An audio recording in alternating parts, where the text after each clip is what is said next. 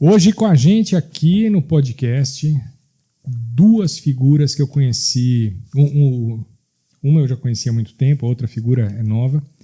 Mas por acidente a gente estava num único lugar lá no estúdio do Rodrigo Arnaud e a gente descobriu que os caras são viciados em cinematografia, em específico um diretor chamado David Lynch. Então apresento a vocês meu amigaço velho, amigo antigo, Dimas Dion, e meu novo amigo, Thiago Quadros. Aí, galera. E aí, tudo certo? Obrigado por ter vindo aqui hoje. Valeu, pô. Foi no susto, hein? Foi, hein, João? No grito. Foi no susto pra caramba. A gente, sem marcar nem nada, aqui deu certo de vocês virem. Valeu, obrigado mesmo. Mas esse lance já estava combinado há quanto? Quase um mês, né? 3 semanas, um mês. Quando a gente estava lá no esconderijo lá do Arnaud, eu vi os malucos conversando sobre David Lynch. Eu falei, caraca, velho, que papo é esse? E aí, só ali que eu descobri, eu não sou ligado em cinema que nem vocês, tá? A propósito, o Dimas, psicólogo, e o Thiago... Formado em cinema e roteirista. Isso. Né? E os caras começaram a conversar num papo aqui, velho, que eu fiquei vidrado, porque eles estavam falando em profundidade sobre um diretor que eu não sabia o nome, Dimas. E só depois, conversando com vocês, que eu fui sacar que eu era vidrado em alguns trabalhos desse cara. E o principal deles, eu acho que é a cerejinha do bolo do Lynch, é aquele seriado dos anos... final dos 80, isso, né? 89 e 91. De 89 a 91, chamado Twin Peaks. O Twin Peaks passava depois do Fantástico, né? Começou na Rede Globo, né? Passava depois do Fantástico, depois ele foi... Para Record. A Record que passou inteiro, Olha! A Globo cortou da segunda temporada, né? Que até foi um motivo de discussão, né? Porque a segunda temporada, no meio da segunda temporada, eles têm a resolução da história. Aí aquela coisa, para que eu vou continuar assistindo esse seriado? Se já resolveu o mistério maior. Então a audiência caiu, tanto no Brasil quanto nos Estados Unidos. Então a série que poderia ter uma sobrevida foi cancelada na segunda temporada. Quer dizer... Se o cara quiser assistir sem spoiler, ele assiste a primeira temporada, a terceira temporada, para depois assistir a segunda. Não.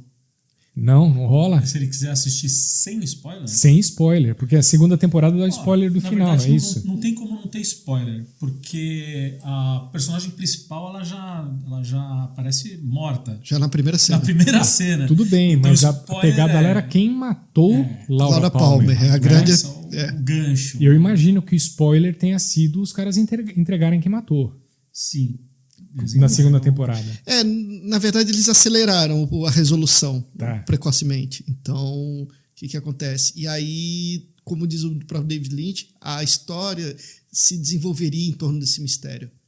Toda a narrativa, todo o desenlace dos personagens. Mas o próprio Lynch colocou essa pegada na segunda temporada. Ele era o responsável pela direção do filme. Mais ou menos, vamos lá. É aí que foi um ponto de discussão que eu tive com o Dimas. Ele ficou até uma parte da segunda temporada. Ele saiu, não por motivo de divergências criativas, mas ele foi dirigir o Coração Selvagem. Tem até o Dimas tem o filme. Que ganhou a Palma de Ouro em Cannes. Uhum. Olha aí. Com o Nicolas Cage, a Laura Dern. E tem mais a mãe da Laura Dern, que é uma atriz muito famosa também, né? Não sei se é a Vanessa Redgrave também é... Mas, gente, a mãe dela. Nessa época, lá no final da década de 90, serião mesmo, tá? Eu não sou viciado em David Lynch como vocês, mas eu fui viciado em Twin Peaks. Então a gente chegava no domingão, não tinha ainda TV por assinatura, né? Então a gente ficava esperando até depois do Fantástico, que era importantaço, né? Era o programa do domingo, né? Era Trapalhões e depois o Fantástico. Né? E eu ficava esperando até o finalzinho do Fantástico Pra começar. E aí vinha o pai Crown na gente, vocês têm que dormir, amanhã tem escola, o caramba, né? E eu queria assistir a Laura Palmer. Tinha um detalhe, né? Que é a chamada que acontecia no meio da tarde, que acontecia com o Faustão. O Faustão fazia a chamada. Começava já, né? Tipo, hoje à noite tem Trapalhões, Fantástico, e depois... Twin Peaks. Quem matou a pentelha da Laura Palmer? Quem matou a pentelha? Olha, grande Então tinha esse gancho aí do Faustão no meio da tarde, né? E imagina, né, que era para quem era fã e quem tinha uma ideia dessa coisa cult, né? Das séries e tudo mais, achava que era um sacrilégio, né? Chamar a Laura Palmer, né? Que morreu, assassinada. Quem era a Laura Palmer? Conta aí. Era uma véia?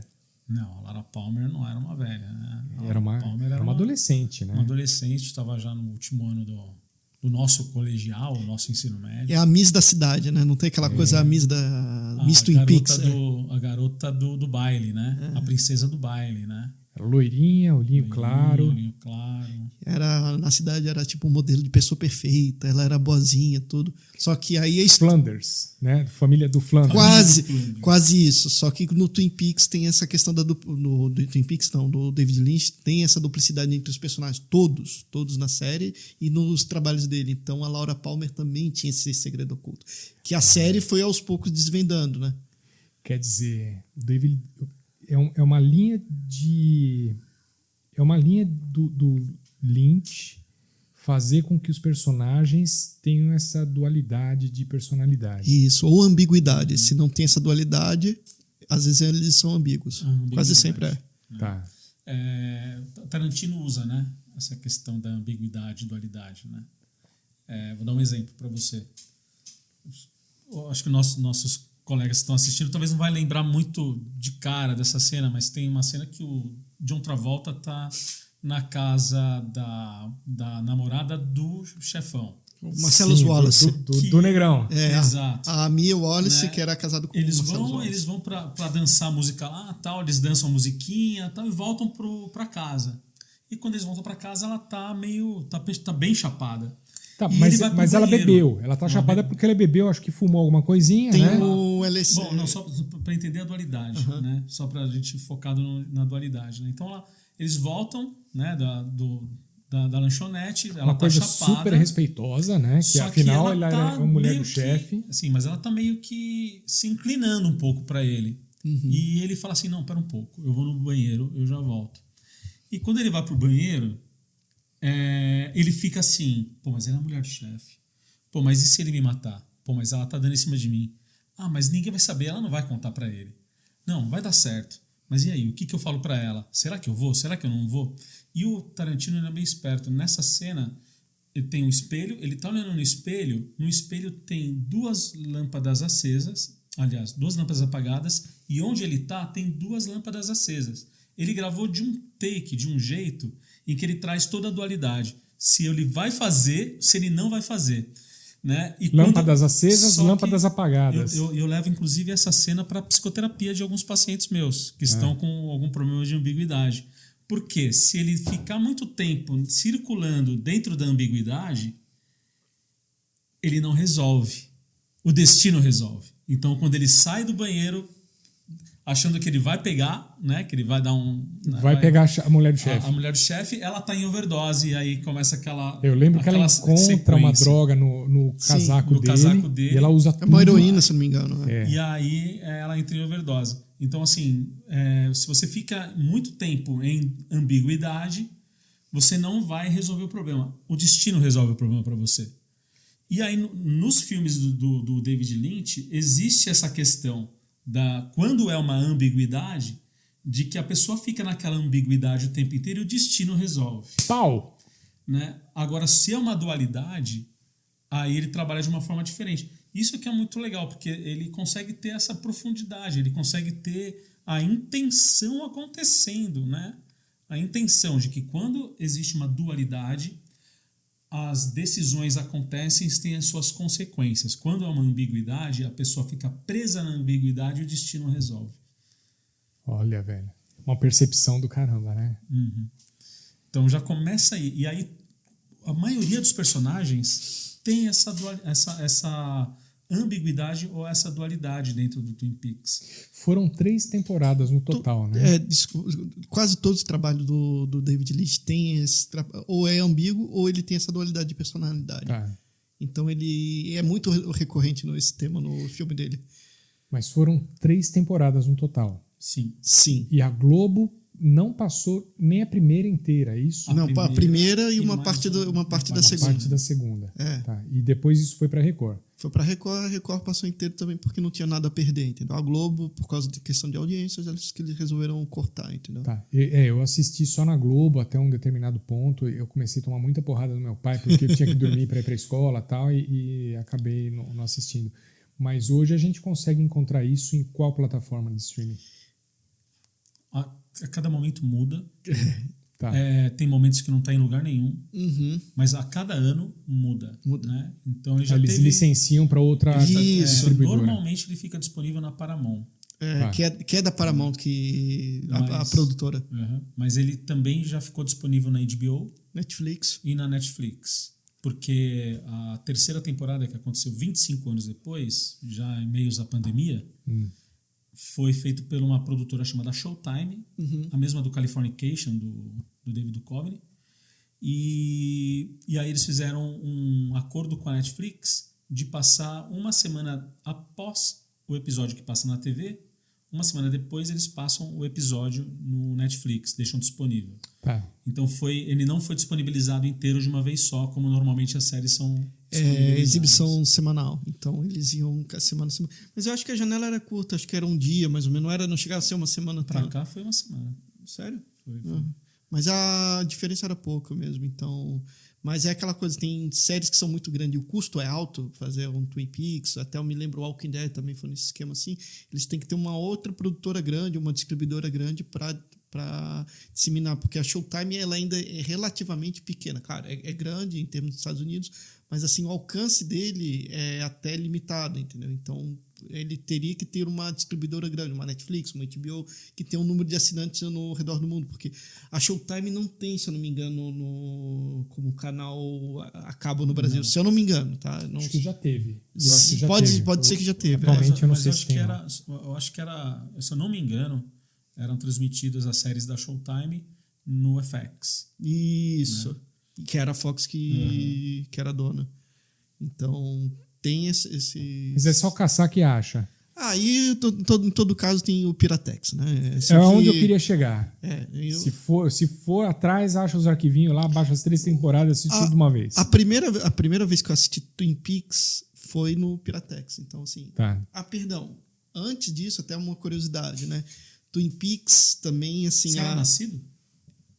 Eu sou de 85, só que era muito criança, só que né? você não... Minha avó assistia Twin Peaks. Não teve como você assistir... Naquela época não, eu não peguei, mas eu... Você foi posterior, por isso que você acabou pegando em VHS ou em Isso, então, tem a curiosidade do VHS do Twin Peaks, né?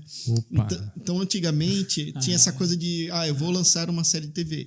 E o Twin Peaks era uma série ousada, cara.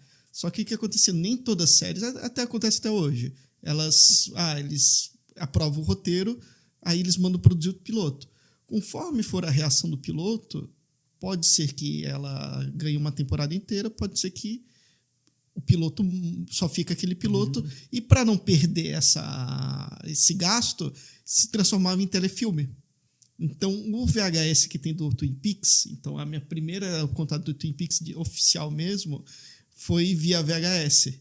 Então, e aí tinha a história como se fosse de início, meio e fim. Então tinha um final alternativo do Twin Peaks dentro do VHS. Que é uma versão que só saiu no VHS, então. Isso. E aí essa versão, esse telefilme, foi distribuído na Europa e aqui no Brasil. Então é raríssimo esse VHS. Olha. Então... Isso dá para baixar também no Piratex. Tá. Então, hoje em dia tudo se baixa no Piratex. Tá. Então... Alguém deve ter tido esse registro e ter colocado à disposição. E aí... Eu tinha esse VHS, né? E mesmo que a gente não encontre... No tempo, né? Porque... Quem for baixar isso no Piratex hoje, provavelmente não vai encontrar isso em high definition, né? Não, vai ser uma gravação podre, assim. 400 e pouco pixels na época. 480. Mas assim, quando eu baixei o Twin Peaks para ver na internet, aí alguns anos depois...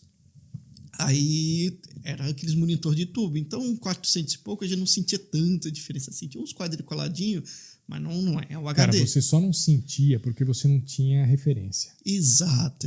Mas, assim, tava ali, legendadinho, bonitinho. E aí foi muito interessante, porque eu tinha visto aquele piloto, só que era o telefilme. Aí, quando eu fui baixar, eu já baixei pelo segundo. E aí, o final do episódio 1 é diferente do final daquele piloto. Porque o piloto tem uma resolução. Aí, é um spoiler leve, né? Eles tinham que dizer quem era o assassino. E aí, aconteceu numa cena do piloto, de um dos caras da produção vazar no espelho. Que é o Bob, que seria essa entidade que posteriormente se apoderava não vou soltar spoiler, do verdadeiro assassino, da Laura Palmer. A gente pode... Não, tem muita coisa escondida aqui. Quem for tentar só assistir... Hein? Não é bem spoiler, Dimas. Eu tenho aprendido muito sobre Twin Peaks com vocês por coisas que eu não percebi no filme. Eu assisti... Começa que eu assistia por entretenimento. E eu acho que eu não tinha ainda a percepção que eu teria hoje se eu assistisse. Que tem muita informação escondida aí no meio. Tem um papo que o cara viaja na eletricidade. Tem umas viagens aí enormes, né? E aí o que tem de artigo na internet, inclusive tem um vídeo que tá comentando com o Dimas, até tem legenda em português de 4 horas. Aí o cara explica, só que segundo a interpretação dele. E é muito interessante que ele faz a referência do Twin Peaks como se fosse uma metalinguagem do que era a televisão e como era tratado a violência dentro da mídia de televisão. Olha aí, é outra pegada que se você não tem esse tipo de visão, você assiste só pelo entretenimento. E funciona. Claro. Não, e assim, tem várias interpretações. Eu diria que tem 10 mil interpretações, né? Inclusive a minha, né? Então, todas são válidas. E todas são válidas. Então, todas são válidas, né? Mas tem muita gente fazendo o seu viés interpretativo, né, de cada uma, né? Porque tem tanto detalhe, né? Então, se a gente vê o que é Twin Peaks, né? Então, tem uma cidade em que tem um magnata dentro dessa cidade, tem os trabalhadores dessa cidade, tem uma serralheria dentro dessa cidade que era uma cidade pequena, né? Uma cidade pequena, tem... Norte dos Estados Unidos. Eu não me lembro agora qual. Que era quase fronteira do Canadá, porque tem um episódio que eles vão para a fronteira. Tem 31.201 habitantes em Twin Peaks. Em Twin Peaks, né? Mas tem esse magnata, que é o dono do hotel. Tem também a serralheria, que é um outro, como se fossem os nichos, né? Núcleos, que tem igual os núcleos novela. Da novela, né? Então tem também a galera da escola, né? Que seria aquela que é a galerinha, né? E tem a galera mais do mal mesmo, né? Que tá ali para tem o polícia, e depois chega o detetive do FBI, né? Como chamava? O Dale Cooper. Dale Cooper. E ele andava com um gravadorzinho, não era? Sim, que ele falava com a Diane, que era a secretária dele. Que aparece na 3ª temporada. Ah, é? É. Olha! Aparece na 3ª temporada, então... Aí é revelado o rosto da Diane. O gravadorzinho que os meninos falam aqui, o Conforme, era um gravadorzinho de fita, né? Que ele trocava fitinha. Mini fita, né? Então, tudo que o Dale Cooper fazia durante a investigação do caso do assassinato da Laura Palmer, ele gravava nesse gravadorzinho, falava ali e tal, e ele mandava as fitas por correio. Não tinha internet na época, né? Ele punha no correio e mandava para a Diane, que era a secretária dele do FBI, que provavelmente transcrevia tudo e tomava alguma atitude que ele tivesse pedido na fita. Diane, manda os caras fazer exame de sangue, manda os caras fazer, né? Mas era old technology, né? Era bem no mundo analógico mesmo. Então, e para nós... né, jovens, molecada, o Tiaguinho era criança ainda, mas eu tenho 52, o Dimas deve ter 48, né? Para mim, aquele papo do gravadorzinho, cara, eu era louco para ter um gravadorzinho desse, assim, para dar uma de bacana, gravando minhas filosofagens, sabe? E concorda que era um papo high-tech pra cacete? Era uma tecnologia nova ali, né? Tinha o lance dos rádios e também do magnata com o celular dele, mas era um celular Tijolo. Quase fixo. Do tamanho desse faqueiro aqui, o cara põe no ouvido, não era? Era bem isso, né? E aí tinha, né, esse recurso ali, mas pra gente esse recurso era uma coisa que não fazia o mínimo sentido, porque a gente já tinha o telefone fixo, né? E a gente não fazia, não tinha ideia de ter isso para levar para a escola. Não tinha ideia de ter isso. Para escola não, mas para andar no carro com o telefone eu achava do cacete, cara. Parecia o Batman. Mas era uma coisa que estava um pouco fora da realidade. Já o gravador já era algo que estava dentro de uma realidade. Dava para ter. Consumo. $100, $200 você comprava. Um tijolo desse aqui era $10 mil para você comprar, né? Aí não rolava. Talvez não tivesse nem rede direito, né? Para poder triangular as ligações. Pois é. Tiaguinho, explica para o papo do cara que andava na eletricidade. Qual que é a pegada do Lynch nessa... Então, a eletricidade, eu estava comentando com o Dimas, é um tema recorrente no David Lynch. Então, é um meio de transporte, vamos dizer, de consciências, né, dentro de vários filmes. E no Twin Peaks ele fica mais evidente. Então, e a eletricidade dentro na mitologia do Twin Peaks, ele funcionaria como do Black Fire, né, que tem o White Lodge, que seria as forças do bem, né, os espíritos bons, e o Black Lodge, que seria os espíritos do mal. E ele se comunicava através da fumaça preta. O que seria a fumaça preta? A tecnologia, a degradação. Então, aí tem também uma papa nojenta que se chama garmambosia, né, que é uma lavagem. É o produto do mal, na verdade. Isso, que eles comiam. Então, quem comia? Os personagens... Os personagens que viviam no Black Lodge, que seria um purgatório. Vamos simplificar, né? Seria um purgatório, seria uma região inferior, né? Então a gente tem o White Lodge, que seria uma região superior, o Black Lodge, que seria uma região inferior. Não necessariamente o inferno. Mas o purgatório seria que tem aquela sala da cortina vermelha, do Red Room, né? Que, então, aparece bastante aquilo seria aquele meio termo, né? Entre um mundo e outro, né? O White Lodge e o Black Lodge. Então, tanto é que a virada da segunda temporada que ficou um cliffhanger de quase 25 anos foi justamente quando o Dale Cooper ficou preso no Red Room e trancaram ele no Black Lodge. Mas era um papo meio espiritual, né? Muito pesado, muito. Assim, tipo uma macumba lá, não era? Como se fosse uma macumba. Então, sem chegar na terceira temporada ainda, pensando ali na mente dele, criando o roteiro ali da ideia de que, simplificando super assim, né? Não dá muito spoiler, né? O mal escondido em qualquer lugar. Uhum. Twin Peaks, tudo que acontece em Twin Peaks é uma comprovação de que o mal está escondido em qualquer lugar. Você, eu, ele. Tem esse faqueiro aqui, eu posso pegar esse faqueiro e te matar agora. E é só virada uma chave. Né? A verdade é que você pode matar a gente. Né? Tô mais perto, né? E enterrar a gente no seu quintal. Mas a ideia é de que em qualquer momento a coisa vire. Né? A coisa vira e sai totalmente do controle e coisas acontecem. Porque o mal está escondido em qualquer lugar. No caso da mitologia, que acontece com Laura Palmer, com o pai dela, com Robert Palmer, e também com os outros personagens ali que estão circulando em volta da Laura Palmer, é que teve um fato relevante, sobrenatural, que entra em jogo. Um anel, uma região dentro da floresta, uhum. Né? E uma coruja. Sim. Caraca, mano. A mitologia é muito densa e levaríamos mais de um dia só para discutir os detalhes da mitologia. Mas a questão da eletricidade, eu estava até comentando com o Dimas, teve um filme que ele não conseguiu realizar, que foi o Ronnie Rocket, que seria entre o segundo e o terceiro filme dele. Ele fez Eraserhead, que foi o primeiro longa-metragem, que ele foi um circuito alternativo. Você está falando das produções importantes do Lynch ou de todas? De todas. Tá. Eu estou começando o primeiro mesmo. O primeiríssimo.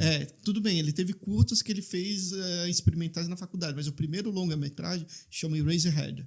Eraserhead, é o apagador de cabeça. Isso. Só a cabeça apagada. É meio que cabeça apagada. E tem um mais subtítulo do que- em português que eu não me lembro o nome, mas subtítulo em português é uma porcaria. Mas, enfim. Tipo, A Volta dos que não foram. Né? Um papo ele nada é a ver. conhecido como Eraserhead. mesmo. Mas procurar e tem bastante material. Eu, inclusive, acho que, se eu não me engano, eu não sei se tem na Amazon. Mas Eraserhead. Eraserhead. É um cara com cabelão, assim, meio Bigman, sabe? Não sei se O cabeça apagador, sei lá. Que cacete que é isso. E aí, depois o filme ficou famoso em circuito alternativo, ele fez o Homem-Elefante, e o terceiro filme seria esse Ronnie Rocket. O que seria o Ronnie Rocket? Um anão, que inclusive o anão aparece no Twin Peaks. Sim, aparece bastante. Então, esse anão seria tipo um o Ronnie fantasminha Rocket. lá, Isso. Né? Seria o Ronnie Rocket. Então, esse Ronnie Rocket, ele é alimentado com energia elétrica e ele transita entre dois mundos. Então, a história é muito louca. Aí... Cara, esse Lynch aí usa umas drogas boas, hein? Então, aí a discussão então, que a droga deles é uma droga natural, que é a meditação transcendental, né? Eu não, já fica claro que eu não estou falando que a meditação transcendental é uma droga, mas o que acontece? No meio da produção, inclusive, esse livro que ele tem, aqui, ó, Mágoas Profundas, né? Ele fala que ele estava com uma crise criativa no Eraserhead, as coisas não estavam indo bem, tudo, e aí ele foi fazer a meditação transcendental. Nesse mergulho que ele teve interno, ele começou a encontrar soluções para o filme. Então, foi ali que ele conseguiu mergulhar para ter mais ideias malucas. Então, jorrava essas ideias e ele ia lá e realizava. Então, ele não precisava de ácido. Inclusive, os próprios Beatles, eu notei do The White Album, foi influência também da meditação transcendental. Ou seja, eles largaram o LSD do Sgt. Peppers. Não sei quantos discos depois eles fizeram o The White Album, que foi sob influência da meditação transcendental. Se o Steve Jobs tivesse descoberto isso... Mas ele fazia muitas experiências. Né? Fazia, então. O Steve Jobs fazia muitas experiências, é verdade. De LSD e tudo, mas era outra época também, né? Sim. Mas voltando assim, à eletricidade, né? Então, a eletricidade como condutor tem no Eraserhead ali, né? Ele aparece também em outras produções, até acho que no Inland Empire todos. Tem um pouco disso. Com exceção daquele do... Estrada Perdida? Não, aquele que o cara do velhinho que viaja ali, que é o único que é o mais certinho. História real. História real. Tem esse filme dele aí, que é um filme... Que é história real mesmo, que é um homem que atravessa os Estados Unidos com um carrinho de cortador de grama. E foi real. E a história é real, Forrest Gump do carrinho de grama. Isso, é o filme mais assim, mais careta, vamos dizer, do Lynch. Mas é legal o filme também. Cara, com certeza tem uma viagem na maionese aí, vai. Não. Não, Sim. Serião mesmo. Ele é serião, mas ele tem um lirismo, vamos dizer assim. Então, assim, a gente tem o elemento eletricidade, a gente tem o elemento que é esse lodo preto que tem no meio da floresta, que serve como um portal para ir pro Red Room, né? Peraí. Isso não tá na primeira temporada, tá? Tá, aparece. Né? Aparece, mas eles exploram na segunda. Eles exploram mais porque, tipo, vai sendo descoberto. Para você, o Red Room, para quem não lembra, eu lembro vagamente desse negócio, era uma sala que tinha umas cortinas vermelhas e que quando o cara tava lá, tinha uma vibe meio de alucinógeno ali, meio que total.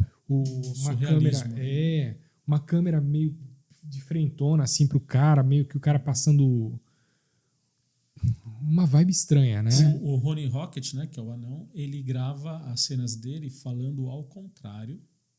Verdade. E depois o David Lynch coloca a cena rodando invertido para ele falar certo. E aí ficava bagunçado. Tinha a legenda, né? Bagunçado, tanto precisava da legenda. Mas ele fez esse recurso para ficar ainda um pouco mais complicado, um pouco mais estranho aí a vibe que acontecia lá. Né? Mas eu lembro que as cenas assim eram meio de filme de terror, assim, o cara quando estava na Red Room, né? E vocês estão explicando que tinha um tal de um lodo no pântano, lá na floresta dos caras. Que era quase um portal. Que era um portal que o cara chegava lá no lodo, caía no lodo, punha a mão no lodo. É como se ele segue andando por cima do lodo Shazam. E ele nem pisa no lodo, né? Quando ele vai pisar no lodo, ele já tá no Red Room. Já tá no chão chevronado, com a parede, com as cortinas. E tem uma eletricidade na hora que ele pisa, que dá uma flicada de luz, assim. Como é que chama aquela coisa? Também de luz, mas dá também... Como se fosse curto-circuito. Uma estática na televisão. Tá. Dá uma estáticazinha. Afinal, era televisão, não era cinema, né? Sim. E aí, uma outra curiosidade foi com relação àquela banda Faith No More, né, que em 2010, 2011 eles fizeram uma turnê. O Mike Patton sempre foi fã assumido do David Lynch e da mitologia do Twin Peaks. E aí eles resolvem, na volta deles em 2010, 2011, fazer a turnê como se fosse o Red Room. Então, a parte de trás do palco é com uma cortina gigantesca vermelha. Tanto que no show do Brasil choveu, o que sustentava não aguentou. Foi lodo, cara. Foi caiu. Lodo. E o Mike Patton entra como o anão, vestido todo de vermelho, com a bengalinha do anão e andando meio torto igual o anão. Ele dançava, né? Sim, eu né? lembro. E o tecladista vestido de Dale Cooper, com o terno do FBI. Tipo MIB, não era isso? Uma roupinha quase meio MIB, né? Quase um MIB ali.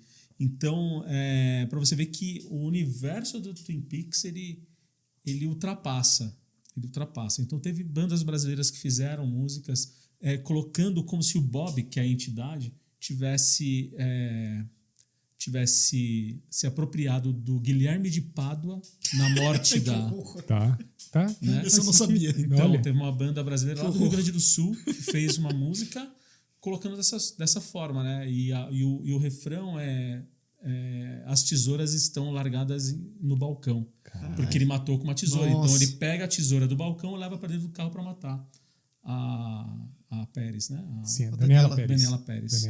Então o universo do Twin Peaks, ele transcorre muita coisa, até no Brasil, né? Lá fora tem a série Dark.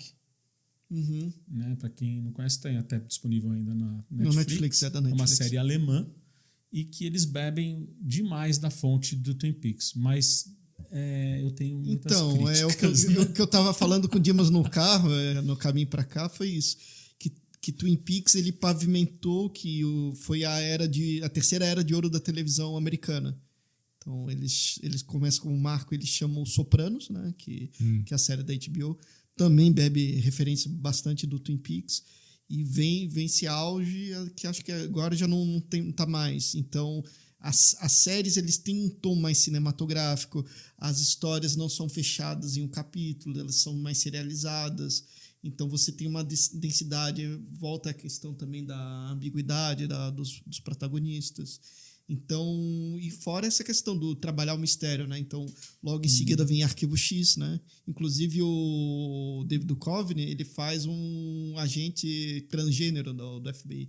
Então, no Twin Peaks. Na época ele chamava de crossdresser. David Duchovny é o Mulder do Arquivo X. Ele faz um personagem no Twin Peaks. Que é Denise, Que é o Dennis, agente Dennis. Mas é Denise já. Só que daí ele já se apresenta como Denise. Né? Então, Então, ele sempre, na TV, ele é sempre uma figura feminina?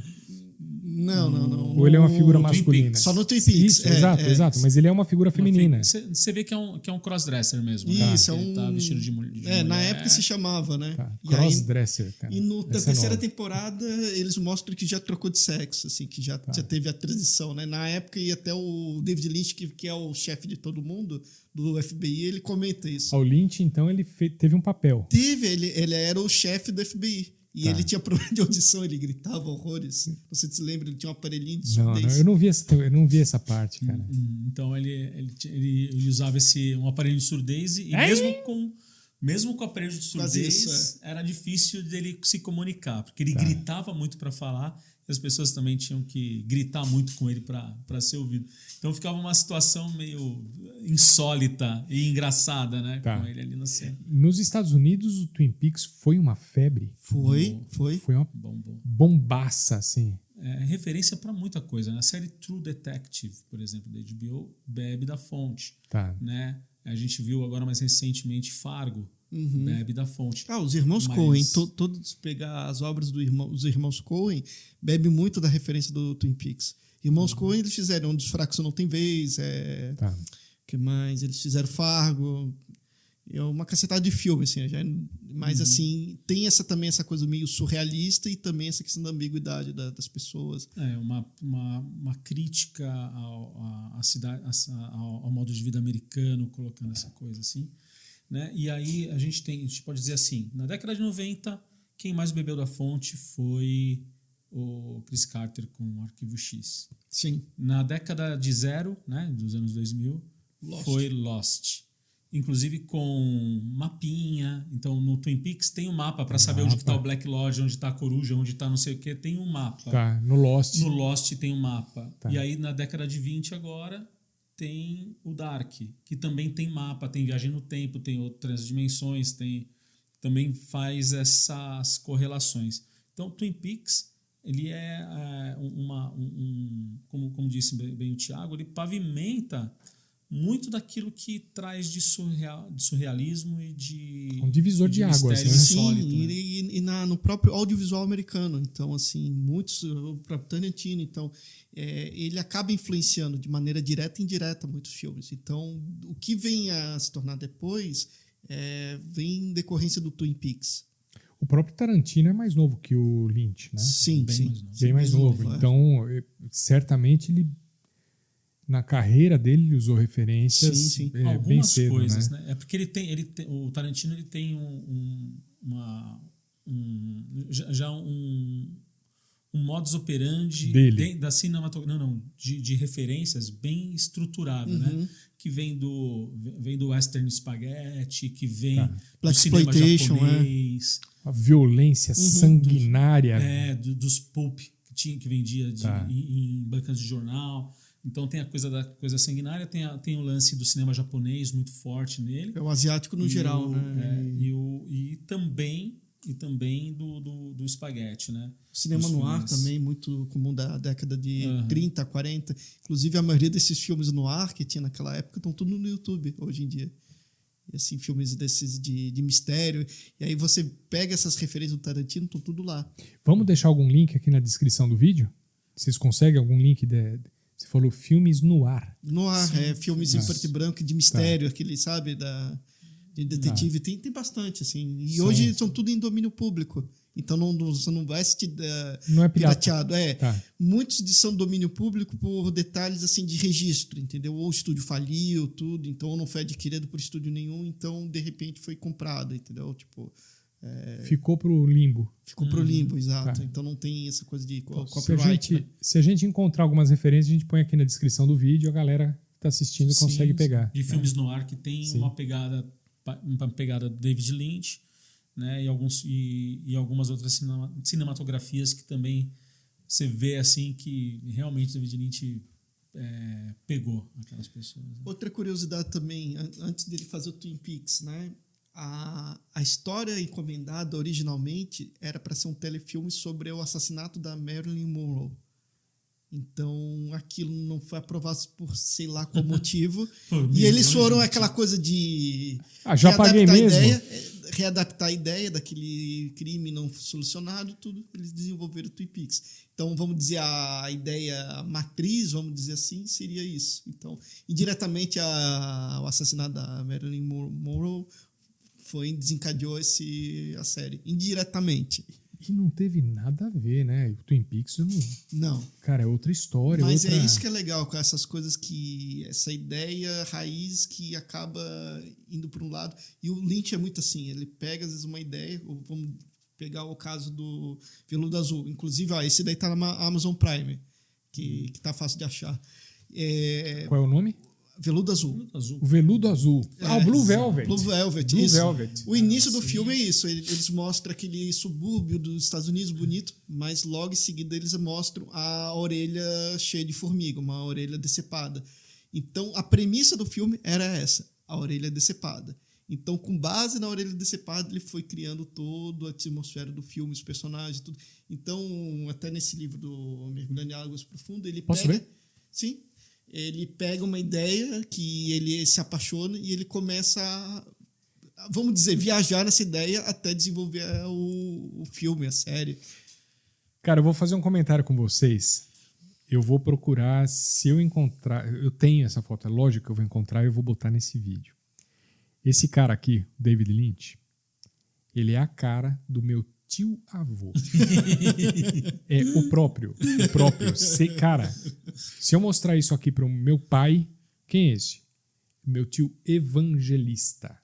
Olha. O nome do tio, tá? Eu vou mostrar essa foto para vocês. Evangelinte.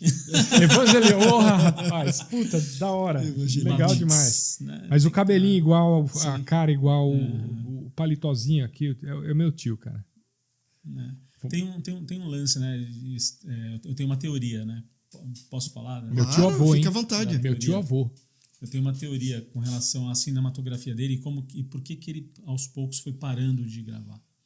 Né? Digamos que o último filme, Inland Empire, Isso, Inland foi Empire. em 2006. E depois ele fez algumas coisas, né? Experimentais, né? Um macaquinho que fala dentro de uma estação de trem. Esse tem no Macaquinho que Fala, tem na Netflix. Né? É um curta. Tem umas coisas meio malucas assim, mas ele saiu desse universo de transtornos. Né? Ele estava no universo barra pesada, né? Falando de uma macumba com um portal que vai para um Red Room, que vai te levar para um purgatório. Uma vibe estranha, né? Tem essa coisa desse alimento, né? Que a garamosia, que é o mal, né? O Bob ia lá, fazia o mal e trazia para alimentar aqueles seres que estavam naquele lugar. Né? Então era uma coisa meio o pervertido, o escatológico, estava tudo muito presente naquele universo, né?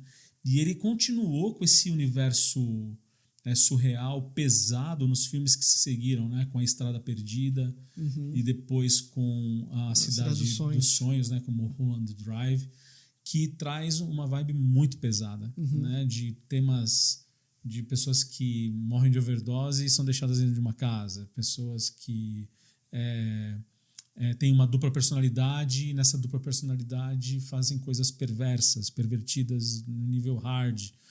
E a visão do psicólogo em cima do Lynch, né? Do Lynch. Então ele estava numa vibe extremamente pesada. E no Inland Empire, que é um filme que eu não posso falar qual que é o desfecho, porque senão né? Eu não sei o que possa fazer o spoiler já direto. O filme tão cult. Não, e o Inland Empire é 3 horas e pouco. É uma colagem de várias histórias, assim. Sim, mas ele deságua no tema principal, que é sobre tráfico de pessoas, né? E de utilizar o tráfico de pessoas para prostituição.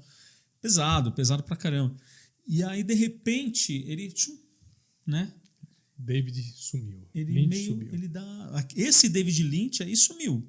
Ele aparece 2 anos depois, quase 3 anos depois do Inland Empire, fazendo uma turnê na Europa falando sobre meditação transcendental. Isso. Tá. Né? E a teoria dele com relação à meditação transcendental é de que você, simplificando para o público mesmo, é que você fazendo a meditação, você está fazendo o que é para você se elevar, para que você fique mais leve, para que você seja tão éter que você fica uno junto ao universo.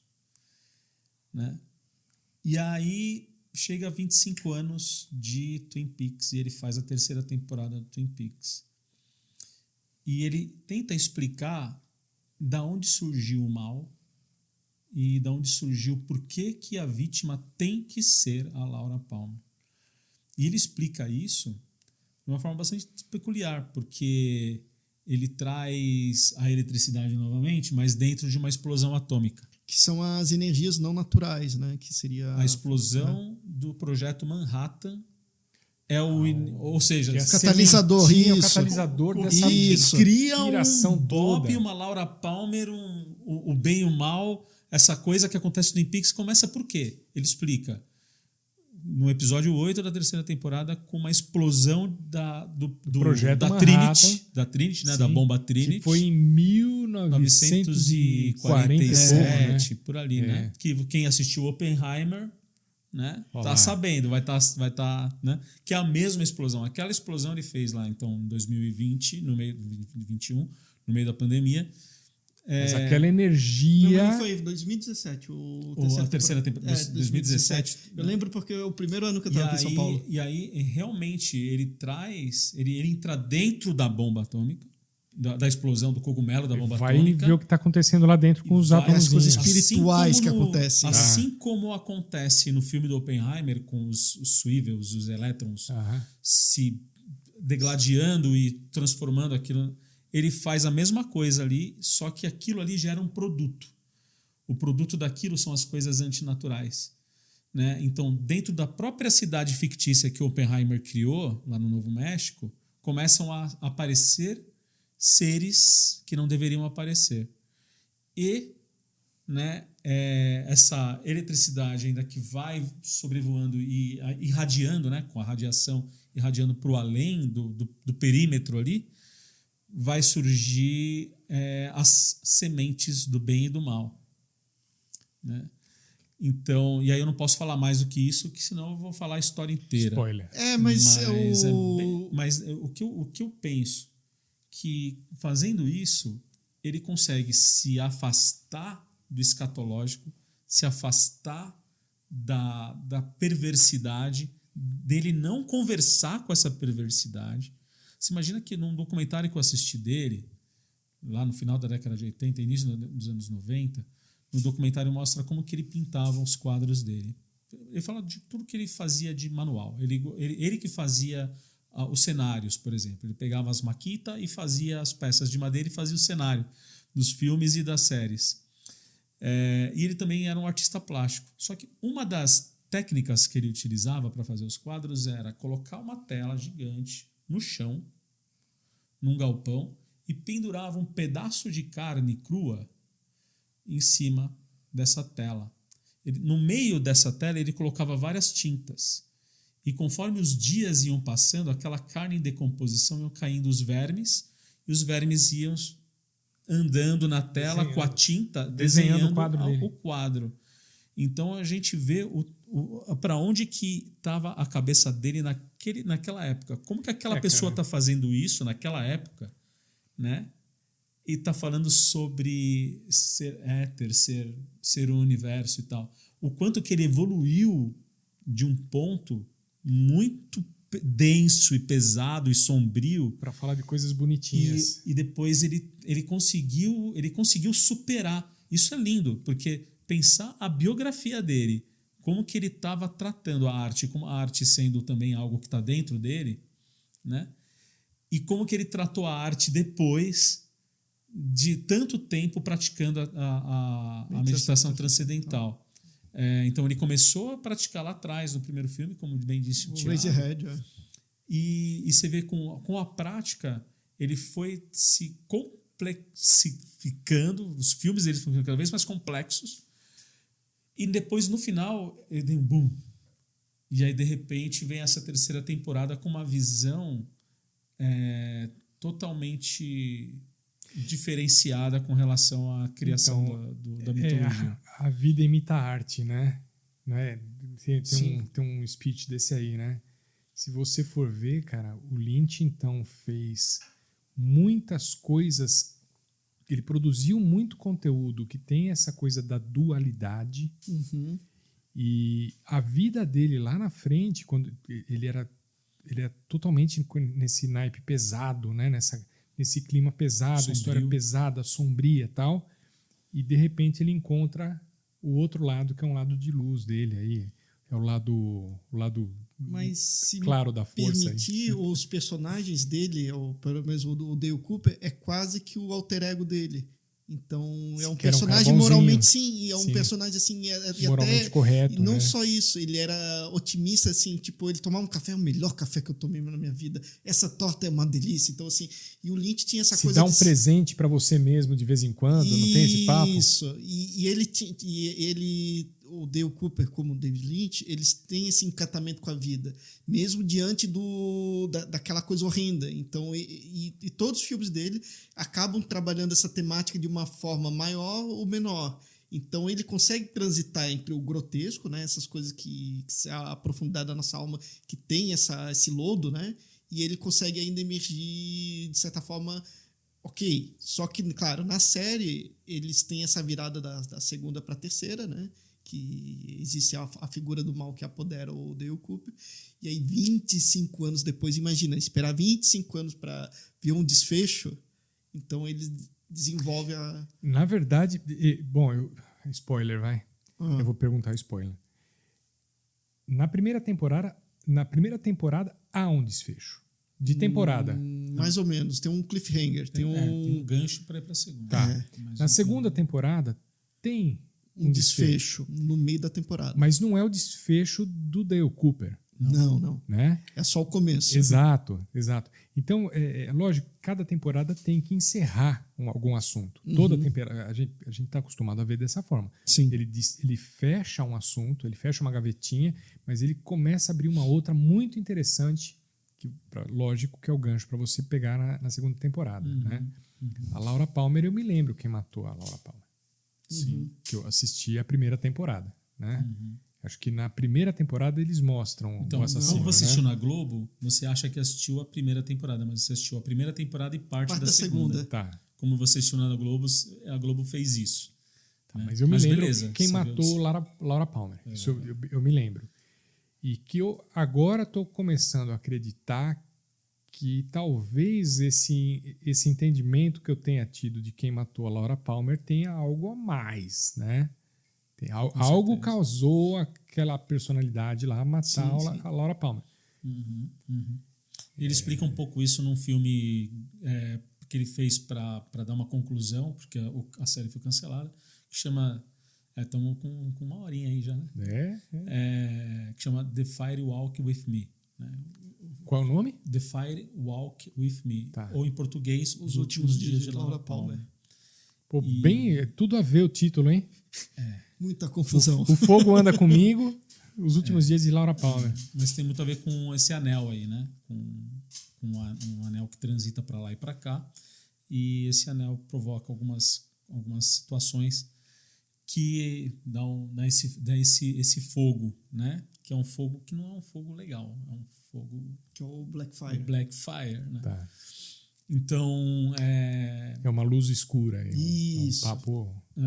Então, é como se ela começasse a ser tomada por um mal também. A ingenuidade dela é maculada já antes, né, do próprio Bob se apoderar. O Bob existia em carne e osso? Não. Vamos lá. Olá. Não, como entidade. Há divergências. Mas tem uma teoria que sim, era um abusador do pai da Laura Palmer. Era um abusador, eles dão a entender meio subentendido, mas depois, quando teve a terceira temporada, eles colocam como um ser, né, que já é um mal... vamos dizer... É um mal metafísico, na sua unidade mais subjetiva, mas é um mal quer dizer, existe uma possibilidade dele ter sido um cara abusador do pai da Laura Palmer. Sim. Só que tem uma outra entidade, que é a Júlia, que até na terceira temporada, que aí não tem forma, é tipo uma criatura de fumaça, assim, uma energia ali. É um humanoide, assim. Humanoide. Isso, é um humanoide. Tem assim, forma. Só que assim, ela é muito etéreo, assim, como feito de fumaça, assim, e aparece naquela história da bomba atômica. Eles citam no filme da Judy, inclusive acho que até o David Bowie aparece no filme e ele cita no corredor lá, né? Isso, e aí na terceira temporada eles exploram um pouco mais, só que fica muita coisa em aberta. Cara, vocês mencionaram bomba atômica. Tem um livro que eu recomendo que vocês leiam. Chama-se E igual MC2. O autor é David Bodanis. Ele conta toda a história da energia atômica. Depois ele fala o que é o E, o que é o M, o que é o C, o que é por que elevado ao quadrado. É um livro leve, apesar de tratar de um assunto pesado, cara, de física pesada, é um romance. Cara, adorei esse livro, velho. E ele conta, mais lá no final do livro, né, depois de explicar a história da radiação e da fórmula e tal, ele chega num ponto lá no livro que ele começa a descrever o que acontece quando os átomos começam a se colidir um ao outro. Ele demora páginas para explicar os átomos colidindo, cara. É bem legal, Bem legal, recomendo. Que é o hard sci-fi, né? Que é aquela ficção científica mais detalhada, né? Cara, e é bem... E é bem uma novelinha mesmo, cara. Ele não é um livro levinho de assistir, gostosão, assim, num fim de semana, assim, ele é gostoso aquele livro.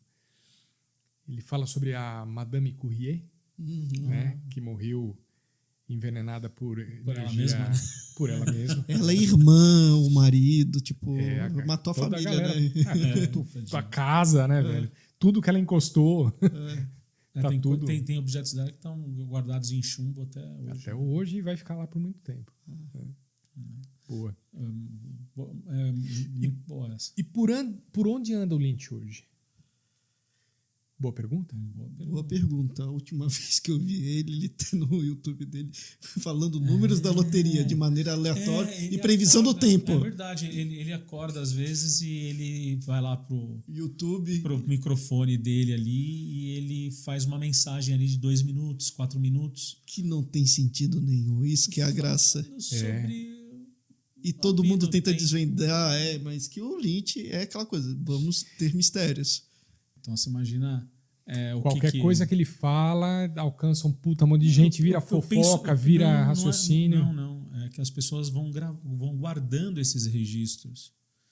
E eu imagino que daqui a um tempo as pessoas vão tentar capitular isso, achando que tudo isso faz parte de uma história. Se você fosse comparar hoje, vamos lá, Tiaguinho. Se você fosse comparar hoje Lynch com o famosaço das artes plásticas hoje, o cara é um Picasso ou é um Michelangelo? Cara, ele tá mais pra Salvador Dali. Dali, né? O cara é Certeza. torto. Certeza. Tá. É uma boa analogia. Elefantes voando, relógios derretendo, anões entrando na energia elétrica. Sim. Bebeu muito do surrealismo. Então, e o próprio Dali, ele fez parte de um movimento, até teve no cinema, do surrealismo e que era do Luiz Buñuel. Então eles fizeram o Cama da Luz e a Idade do Ouro, se não me engano. A Idade do Ouro. Lagedor, né? Isso, são filmes surrealistas. E aí teve toda uma corrente, né, de filmes experimentais, tudo. E que o Lynch bebeu, sim, dessa fonte, inclusive do próprio Fellini, então outros diretores que também trabalhavam essa coisa do lirismo, desse mundo mais surreal e também essa questão da profundeza dos personagens. Né? Os caras estudam os caras que chegaram primeiro, né? Isso, mas é mais não do estudo assim formal, né? Mais informal mesmo, de beber referência. Inspiração. Tem um outro ponto, né? Tô falando do Salvador Dalí. Tem mais outros 2 filmes que o Salvador Dalí também participou ativamente, né? Um deles é o Freud. É um filme do Freud. Eu esqueci o nome do ator que faz o Freud agora, mas a gente vai dar referência para quem quer ver, é muito bom. Que conta o início mesmo da psicanálise e os sonhos da Ana Oh. Quem fez os sonhos da Ana Oh foi o próprio Salvador Dalí, que desenhou e fez o roteiro do sonho. E um filme do Hitchcock, também chamado Quando Fala o Coração, com a Kim Novak e o Gregory Peck. E aí ela é uma paciente psiquiátrica e ele o psiquiatra. E nos estudos dos sonhos dela, o sonho que aparece no filme, quem também desenhou o sonho e roteirizou o sonho foi o próprio Salvador Dalí. Né? Então tem o surrealismo tá dentro do cinema desde 1913 lá com para quem gosta de Freud, tem coisa nova de Freud saindo agora nos streamings, viu? O Freud criança, tem um... Tô curioso ali, viu? Já sabendo que a mãe é vilã, né? Depois deve ser. daquele Freud que fizeram recentemente lá, meio como é que meio Sherlock Holmes lá, né? Sim. Eu não vi. A gente vê que assim, o pessoal força no personagem, mas acho que se a família tá de acordo, vambora, né? Eu achei interessante uma coisa aqui. Eu aceito muita coisa, eu não sou purista, né? Eu acho que dentro do cinematografia... A gente entrou nesse papo quando a gente estava gravando com aquele figura ali, o Rodrigo Arnaud, né? A gente terminou a gravação, fomos lá pro terraço, para almoçar, e vocês entraram numa sinergia ali, começaram a falar no... O Wi-Fi de vocês ligou um no outro ali e começaram a trocar ideia sobre Lynch, né? E eu não sabia que existia essa coisa de gente ligada em Lynch, cara. Porra, se você falar para mim... Oh, meu Deus, o George Lucas... Deve ter zilhões de gente seguindo. São mais populares, né? Mais populares. O Spielberg, zilhões de pessoas. Agora, vocês foram no Lynch, cara. Né? Então, né? E agora, fazendo um pouquinho de análise do que a gente... Eu aprendi muito com vocês hoje sobre um monte de coisas, tá? E Lynch, especificamente... cada um de vocês tem uma visão, devido até à formação acadêmica, né? Sim. Específica do Lynch, que se completam.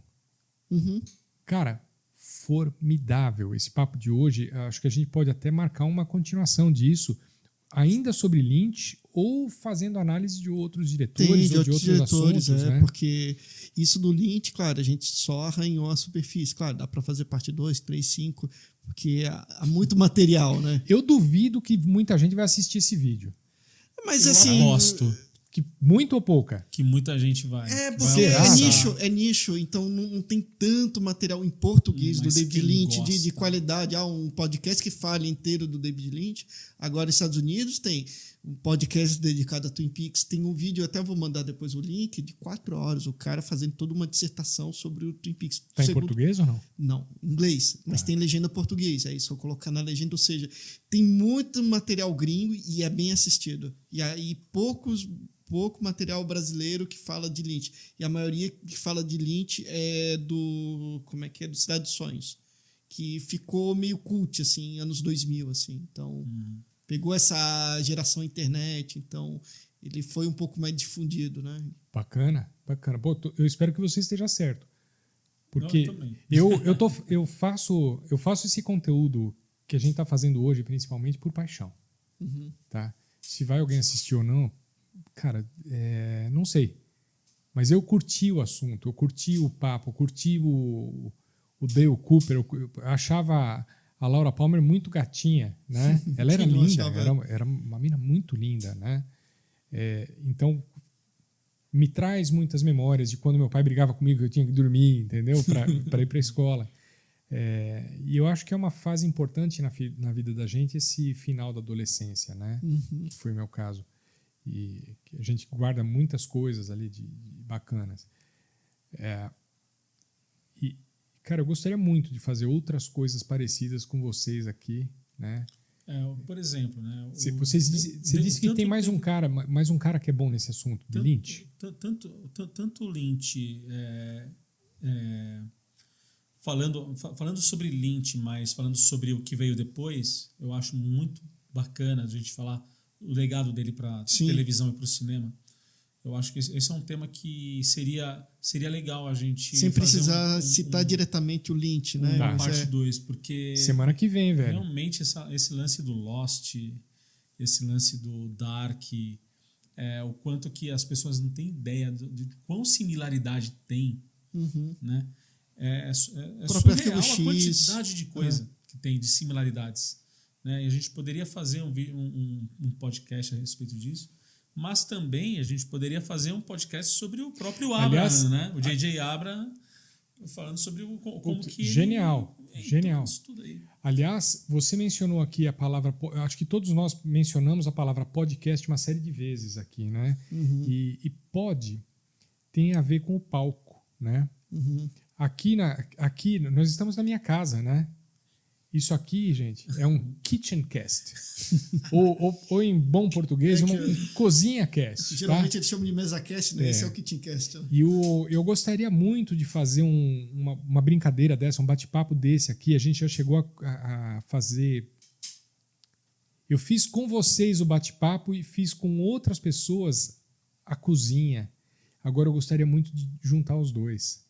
Eu quero trazer aqui a chefe Thaís. Eu quero trazer a chefe Fernanda, que já cozinhou aqui com a gente.